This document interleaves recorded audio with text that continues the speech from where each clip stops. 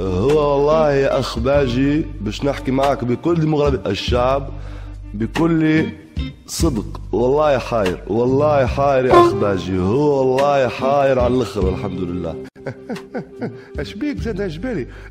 اش صار عليك؟ والله فجعتني، احكي لي اش فما؟ هو والله يا باجي قلت لك حاير بصفة كبيرة والله. شنو اش قلت لي حاير؟ والله أول مرة نشوف هذه، كما قالها لي مرة المتنبي، كنا وياه في القهوة نتاع الأصل مفتوح شكبة، قال لي بأي شكل جئت طاير عجبي كي نراه خليفة حاير. وهي دارت الأيام وليتها، اش بيك يا خليفة؟ اش بيك حاير؟ اش فما زاد احكي لي؟ هو والله يا أخ باجي حرت ما عرفتش منين نشدها، لا من ديموغرافية الشعب، لا من الاعتصامات، لا من البرد، يعني جيت نجابها في الأضرار نلقى الإشكال إنه الأمر اللي قاعد حاسينه حرت والحمد لله. يا ودي لحظة يا حمادي، راك والله العظيم حيرتني معاك، فسر لي يا ودي، قول لي شنو هي مشكلتك، قول لي شنو الحكاية نتاعك، وكما يقول المثل خذ الحكومة نتاعك واعطيني الحكومة نتاعي، هذا بنا أنت مراعي. يا ودي فسر لي شبيك سادة، والله حيرتني، احكي لي راني خوك. هو والله يا سبسي باش نحكي معك بكل ديموغرافية الشعب، مانيش فاهم من نشدها، نمشي للسعودية لجلب الاستثمار والمستثمرين، نرجع لتونس نقام عملوا اعتصامات، نمشي لقطر نلوج على المستثمرين نفس الحكايه، يجي تونس نقام عملوا اعتصامات، المطر صبت عملوا اعتصامات، اتحاد تكلم معاه عملوا اعتصامات، تعمل اي حاجه عملوا اعتصامات، يعني اعطيني شنو الحل؟ تو انت مادام كنت في الحكومه قبل تصورك والله تعرف شنو الحل مع هذا الشعب.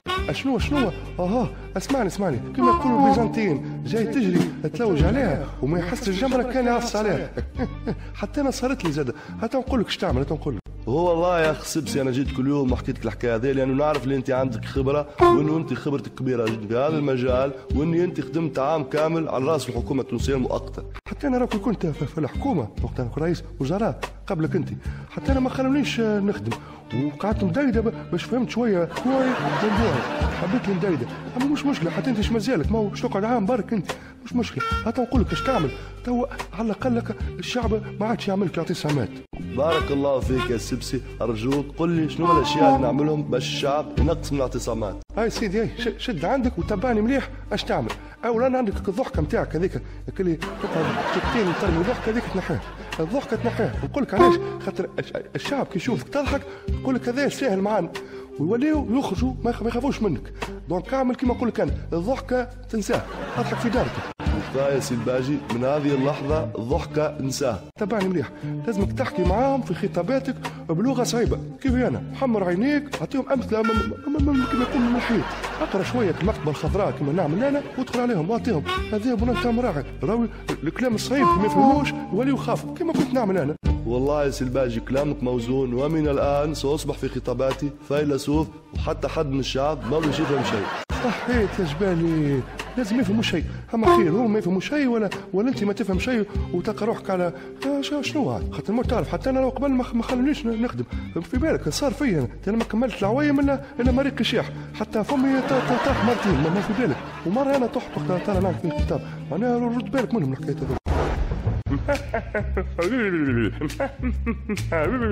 والله يا سي حماد الجبالي انا حميد ابراهيم شايخ عليكم، والله تستاهلوا، لانه انا حميد ابراهيم ما عدتوليش معكم في الحكومه، خاطر كان جيت انا في الحكومه ما تصير الحكايه هذه كلها. اذا جربونا معاكم تو تشوفوا كيفاش الالتزامات الكل تتفك. شبيك راهو حميد ابراهيم معروف فكاك، وصل الزيت.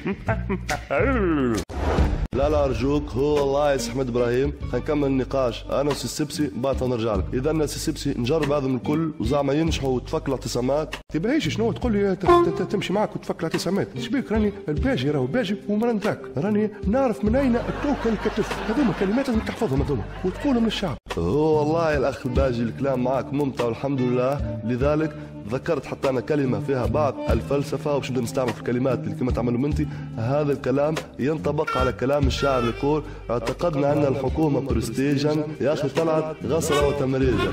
هو والله باهي هذه باهيه اللي قلتها تو بتاع الشعر، اما هذه قالها المتنبي وخوه المتكبر بالنوم، كمل جاوبوا عليها بعد ما قالوا يا اخي طلعت غسره وتمريجا، قالوا هاكم باش تطيحوا حشيش وريشا. ونعرف انا الكوع والبوع.